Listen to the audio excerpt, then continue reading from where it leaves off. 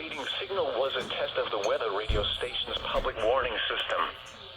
During potentially dangerous situations, specially built receivers can be automatically activated by the signal to warn of the impending hazard. Tests of the signal and receiver's performance are normally conducted by the National Weather Service every Wednesday between 11 a.m. and 12 noon. If there is a threat of or existing severe weather in the area on Wednesday, the test will be postponed until the next available good weather day. Problems with reception of this broadcast, normally more noticeable at greater distances from the transmitter, can occur even though you are using a good quality receiver in perfect working order.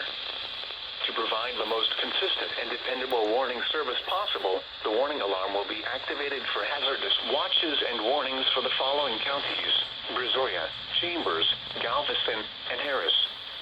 Repeating, this is a test of the NOAA Weather Radio's warning device.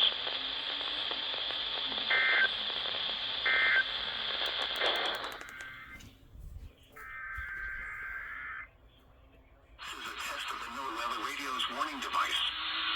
The preceding signal was a test of the weather radio station's public warning system. During potentially dangerous situations, specially built receivers can be automatically activated by the signal to warn of the impending hazard.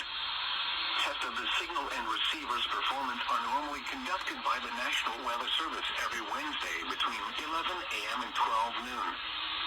If there is a threat of or existing severe weather in the area on Wednesday, the test will be postponed until the next available good weather day. Problems with reception of this broadcast, normally more noticeable at greater distances from the transmitter, can let a receiver in perfect working order.